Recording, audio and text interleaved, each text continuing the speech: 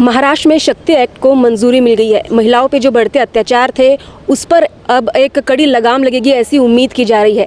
15 दिनों के अंदर जांच की जाएगी और 21 दिनों के अंदर जो है इसका रिजल्ट सामने आएगा। और सबसे बड़ी बात जो है आपको बताना चाहूँगी, इसमें मृत्यु का प्रावधान भी किया गया है। ऐसे में क्या महिलाओं को न्याय मिल पाएगा? क्योंकि ये सारी जो प्रोसीजर है काफ़ी जल्दी होने वाली है और उम्मीद जताई जा रही है कि महिला इससे काफ़ी सिक्योर फील करेगी। हमारे देश में, हमारे समाज में जिस तरह से महिलाओं के साथ सेक्सुअल हैरेसमेंट किया जा रहा था या फिर बच्चों के साथ अन्याय किया जा रहा था, उस पर एक कड़ी लगाम लगेगी। जिस उपलक्ष्य में हमारे साथ कुछ महिलाएं हैं, सत्यशोधक महिला संघ की महिलाएं हमारे साथ खड़ी, आप देखिए बच्चा भी हमारे साथ है।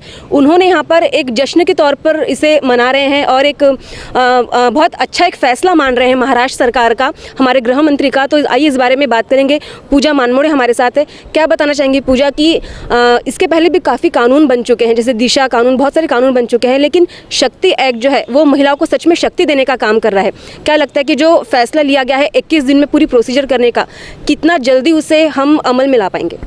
सर्वप्रथम महाराष्ट्रातील सरकारचे म्हणजे उद्धवजी ठाकरे आणि माननीय गृहमंत्री आपले अनिलजी देशमुख यांचे मी आभार आणि अभिनंदन व्यक्त करते, कारण त्यांनी जो शक्ती कायदा हा मंजूर केलेला आहे त्या अंतर्गत महिलांमध्ये एक आनंदाचं वातावरण निर्माण झालेलं आहे, कारण कुठेतरी एक सुरक्षतेचं कवच त्यांना मिळालेलं आहे। आणि 21 दिवसामध्ये जर फाशीची शिक्षा मिळत असेल तर अशा कित्येक पुरुष आहेत की ज्यांची अशी क्रूर भावना आहे, त्यांच्यापर्यंत हा जर मेसेज गेला तर कुठेतरी ही शिक्षा आणि कुठेतरी ह्या गुन्हेगारी प्रवृत्तीचे लोकांचे गुन्हे थांबतील आणि म्हणून एक समाजामध्ये एक आनंदाचं वातावरण निर्माण झालेलं आहे। आणि प्रत्येक आई बाबांना आणि ते आपल्या मुलींच्या प्रती समाजात वावरताना भीती राहिलेली नाही आहे आणि कुठेतरी एक सुरक्षा वाटत आहे। त्यामुळे आज आम्ही इथे सगळे जमून सगळ्यांना आनंदोत्सव साजरा करतो आहे, त्याबद्दल सगळ्यांचे मी आभार व्यक्त करते।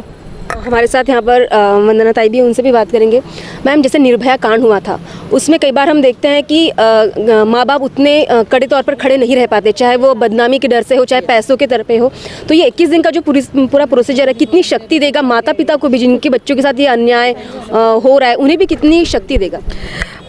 मैं तो महाराष्ट्र गवर्नमेंट की पहले तो शुक्रिया अदा करना चाहूँगी और आप सभी का, आप यहाँ पे आए हो। तो मैं एक बात कहना चाहूँगी इस बात के लिए, कम से कम जो भी माता पिता है या जो भी भाई है बहन है, उनको एक तसल्ली तो मिली कि हम ये न्याय मांगने के लिए पुलिस तक जा सके, ये न्याय मिलने के लिए हम कोर्ट तक जा सके।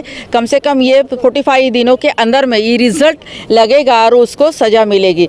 कुछ लोगों ने जो एडवोकेट्स वगैरह है उन्होंने बोला कि टाइम कम होता है। मुझे लगता है कि मुझे विश्वास है इस गवर्नमेंट पे, इस पुलिस पे, कि वो 45 दिन के, वो 10 दिन 5 दिन में भी वो रिज़ल्ट ला सकते हैं। क्योंकि अत्याचार करने वाले 2-4 लोग ही रहते हैं, लेकिन न्याय देने के लिए बहुत सारे लोग ऐसे हैं कि जिनको लगता है कि न्याय मिलना चाहिए। उन सब लोग जानते हैं कि गुनहगार कौन है, और गुनहगार ऐसे ही नहीं पकड़ा जाता है, जो गुनाह करता है वही पकड़ा जाता है। सिर्फ उसको बचाने के लिए कोई किसी को बचाने है, इसलिए डरती है पुलिस, किसी को ऊपर से दबाव आता है इसलिए डरती है वकील, इसलिए वो इस सब चीज़ों के लिए कह रहे हैं कि दिन ज़्यादा होना चाहिए। लेकिन मुझे लगता है अब डरने की बात नहीं है, गवर्नमेंट ने ये सब इलाज करके रख दिया है, उस पर इम्प्लीमेंट करें। हम लोग सब इसके साथ में है, और अगर नहीं करते हैं तो हम ये आंदोलन और ज़्यादा बड़ा करेंगे। Thank you. ताई, आपको क्या लगता है कि ये जो महाराष्ट्र में ये जो कानून लाया गया, क्या इसे पूरे देश में नहीं होना चाहिए? क्योंकि हम आमतौर पर देखते हैं कि कई जो ऐसे केसेस होते हैं उसमें नेताओं के बेटे या फिर नेता या फिर जो बड़ी बड़ी उपाधि लेकर बैठे हैं, हमारे जो बोलते हैं कि हम संत पुरुष वगैरह हैं, ऐसी ऐसी बड़ी बड़ी जो उपाधि लेके बैठे हैं, यही पूरे इसमें कहीं ना कहीं इन्वॉल्व होते हैं और इसमें पीसा जाता है जो एकदम मध्यम या निम्न वर्ग, उनकी महिलाएं, उनका परिवार। तो अगर ये पूरे देश में ये कानून लागू हो गया तो क्या हमारे कानून को सच में उस तरह की शक्ति नहीं मिलेगी? बिल्कुल बराबर है आपका। मैं चाहूँगी कि जो कानून महाराष्ट्र में लागू हुआ है, ये तो गए तो कई सालों से हम लोग ये तो आंदोलन कर ही रहे हैं कि गुनहगारों को फांसी मिलना चाहिए करके, लेकिन यही कानून अगर पूरे भारत में लागू होता है तो कैसा होगा कि जो भी रईसजादों के बच्चे हैं जो ये सब कृत्य ज़्यादा करते हैं, तो क्या है उनके ऊपर भी एक दबाव आएगा इस कानून के वजह से। और मैं चाहूँगी कि जो गुनाह करता है तो गुनहगार होता है, चाहे वो रईसजादा हो, चाहे वो गरीब घर लड़का हो चाहे किसी, उसका कोई क्लास नहीं होता, उसका एक ही क्लास होता है गुनाह करना, इसलिए गुनाह होता है। तो मैं चाहूँगी पूरे भारत में ये कायदा लागू हो, पूरे भारत की लड़कियाँ, बच्चियाँ, जो भी है, नानी दादी, सब सुरक्षित रहे, क्योंकि यहाँ पे कोई भी महिला सुरक्षित नहीं है, चाहे वो 1.5 महीने की बच्ची हो, चाहे 90 साल की वो आजी हो। तो इसलिए चाहूँगी कि ये कायदा सब भारत में लागू करे। सभी सेंट्रल गवर्नमेंट की, सभी सरकार से मैं निवेदन करूँगी कि ये कानून आप अपने राज्यों में भी लागू करें। धन्यवाद। यहाँ पर शक्ति कानून का बहुत स्वागत किया गया है, महिलाएं यहाँ पर एकजुट हुई है। हम पूछेंगे किस तरह से आप जश्न मना रहे हैं और इस कानून को, महिलाओं की सुरक्षा को और बच्चों की सुरक्षा को मद्देनज़र रखा गया है। किस तरह का आपका जो आज का आपने कार्यक्रम किया उसका स्वरूप क्या बताएंगे आप? एक स्त्री होने पर और एक माँ होने पर तो ज़रूर ही ऐसी जब न्यूज़ सुनते थे, बाल अत्याचार हो, एसिड अटैक्स हो या फिर बलात्कार हो, तो बहुत ही चीड़ तो आती थी, बहुत गुस्सा होता था। पर स्त्री शक्ति कायदा जो भी है, तो उसके वजह से तो हमें थोड़ा सा आनंद तो मिला ही है, पर देखते हैं अभी वो कितना असर करता है। इस पूरे कार्यक्रम के बारे में क्या बताएंगे? और आप एक महिला होने के नाते, एक माँ होने के नाते क्या सीखे और क्या फील करती हैं आप? मैं अभी शक्ति कायदा का स्वागत करती हूँ और महाराष्ट्र सरकार का अभिनंदन करती हूँ। और माँ होने के कारण मुझे ये लगता है कि ये कायदा अनुरूप होगा, मीन्स काम करेगा, इम्प्लीमेंट करेगा। मैम क्या बताएंगे आप इम्प्लीमेंट को लेकर, क्योंकि कानून बनते हैं, इसके पहले भी कई कानून बने लेकिन सख्ती से उसका पालन नहीं किया गया, या फिर हम कहते हैं कि हमारी जो न्यायिक जांच में कहीं ना कहीं त्रुटि रह जाती है। तो ये जो शक्ति एक्ट है, इसके जो प्रावधान है काफ़ी सख्त बनाए गए हैं, लेकिन ये अमल में आएंगे क्या? मी सुजाता लोखंडे, अखिल भारतीय सत्यशोधक महिला महासंघाची कार्याध्यक्ष। सर्वप्रथम तर मी या सरकारचं स्वागत करायला पाहिजे, कारण सरकारने हे धाडस दाखवलं आणि महिलांसाठी, महिलांचे जे प्रश्न होते अनेक दिवसांचे, आणि रोजचं एक वर्तमानपत्र आपण उघडलं की प्रत्येक पानावर महिलांचे एक 2-4 केसेस, महिला किंवा लहान मुली किंवा वयस्कर महिला यांच्यावर अन्याय अत्याचाराची घटना आपल्याला नेहमीच वाचायला मिळते। आणि अलीकडे तर असं झालं होतं की त्या घटना आमच्यासारख्या महिलांना वाचायला अगदी किळस येत होती की नको, हे वाचायला नको, कारण हे सातत्याने झालेलं होतं। आणि अशा पार्श्वभूमीवर महाराष्ट्र शासनाने या कायद्याचं कायदा निर्माण केला, त्यांचं तर खरं तर स्वागत करायला पाहिजे। आणि राहिलं इम्प्लिमेंटचं, तर शासनाने जेव्हा हा कायदा केलेला आहे तर या कायद्यावर बरेच विचार, कारण तिथे सरकारमध्ये अनेक बुद्धिजीवी आणि बुद्धिवंत लोक त्यांच्या हाताशी आहेत आणि याच्यावर त्यांनी विचार केलेलाच असेल की हा कायदा 21 दिवसामध्ये आपण गुन्हेगाराला कसं शिक्षा करता येईल, कसं त्याला त्याच्यावर गुन्हेगारीचा चाप आणि एक भीती निर्माण करता येईल। तर यासाठी तर त्यांचा विचार विनिमय नक्कीच झालेला असेल आणि एक प्रकारची या कायद्यामुळे काय सुरक्षितता निर्माण होते। इम्प्लिमेंटेशन तर होईल आणि नाही झालं तर पुन्हा महिला रस्त्यावर उतरतील, आंदोलन करतील। महिलांच्या आणि स्वतःच्या सुरक्षिततेसाठी आम्ही महिला निश्चितच उतरू, पण कुठेतरी सरकारवर सुद्धा आपण विश्वास ठेवायला पाहिजे आणि त्यांना सुद्धा तो वेळ द्यायला पाहिजे। येणाऱ्या पुढच्या घटनांमध्ये किती लोकांना न्याय मिळतो याच्यावर सुद्धा आमचं लक्ष बारकाईने राहील। आणि जर समजा हा कायदा जर अगदी नुसता कायदा म्हणून जर असा पास केला असेल आणि महिलाच्या तोंडाला जर पानं पुसण्याचा जर सरकारनं प्रयत्न केला असेल तर असं सुद्धा चालणार नाही। जितक्या याच्याने आज आम्ही स्वागत करतो तितक्याच तीव्रतेने आम्ही या शासनाचा निषेध सुद्धा नोंदवू। धन्यवाद।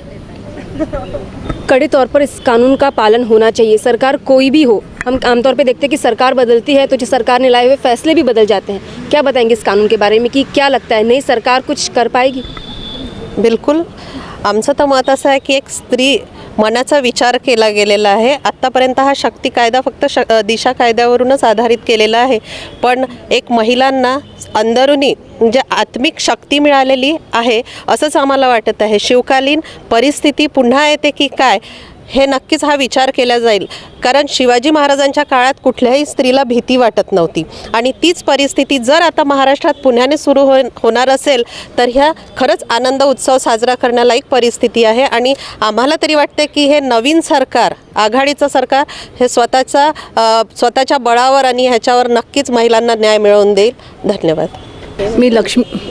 मी लक्ष्मी सावरकर, राष्ट्रवादी कांग्रेस पार्टी शहर महासचिव। सबसे पहले तो मैं अपनी महाविकास आघाड़ी सरकार का खूब धन्यवाद देना चाहती हूँ और अभिनंदन करती हूँ अपने माननीय मुख्यमंत्री उद्धव जी ठाकरे साहब का। और ये जो कायदा है वो जो अपने आंध्र प्रदेश की दिशा धरती के आधार पर ये कायदा हुआ है, उसमें शक्ति कायदा किया है।